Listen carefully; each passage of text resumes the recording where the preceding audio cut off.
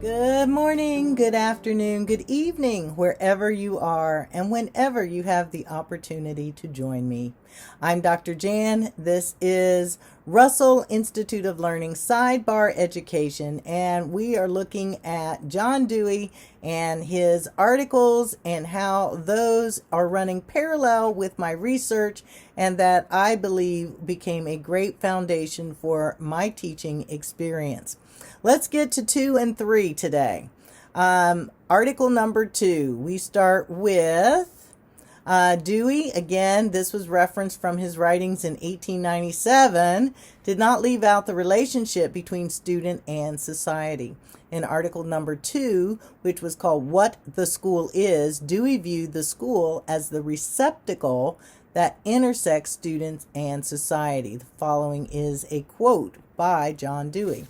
I believe that the school is primarily a social institution, education being a social process. The school is simply that form of community life in which all those agencies are concentrated that will be most effective in bringing the child to share in the inherited resources of the race and to use his own powers for social ends.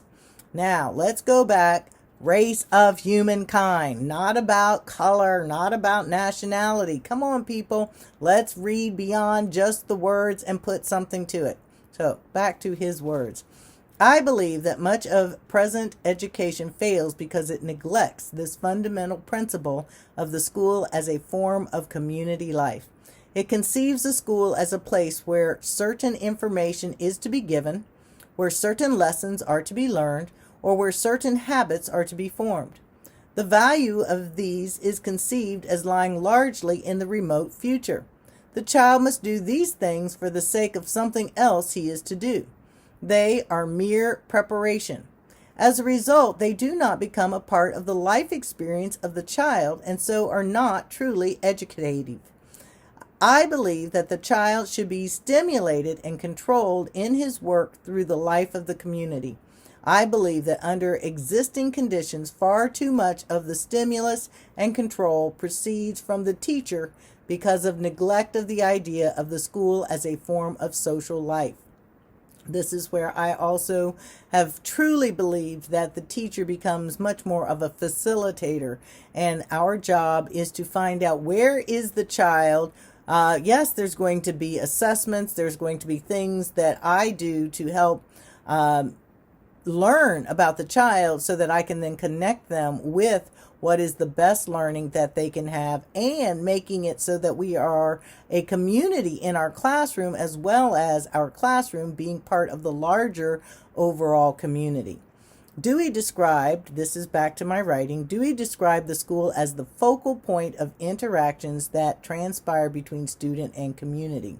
Dewey never formulated a curriculum of learning, either in Article 2, What the School Is, or Article 3 that had the title, The Subject Matter of Education. In Article 3, Dewey approached the issue of content that parallels the contemporary concept of critical thinking that is necessary to survive in an ever-changing society.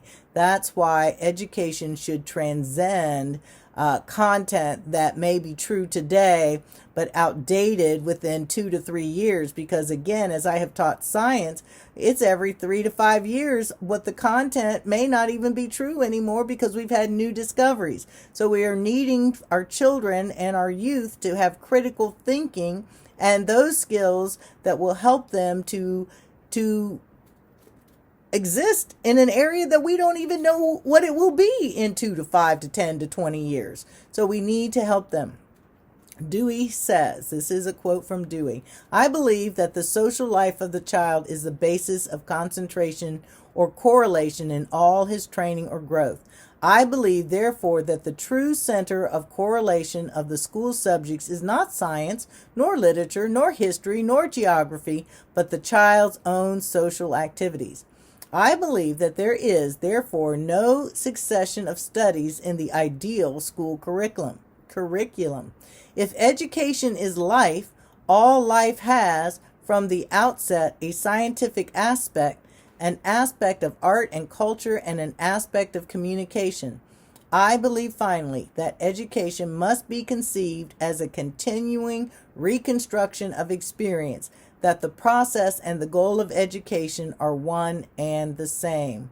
Dewey hinted, back to my writing, end quote. Dewey hinted at the realization that rote memorization of facts within itself does not fully qualify as education of a student.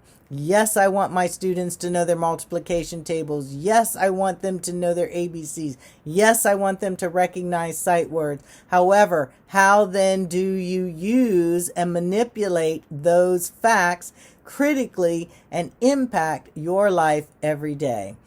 I'm just letting you know, today in my sixth grade combined math, science, and social studies, we're working on ratio, proportion, and fractions, and taking a picture and where we then divided it into grids as if you would see it on a map. So it had coordinates, and then you were able to scale proportionately that picture and recreate it by just connecting and doing little lines.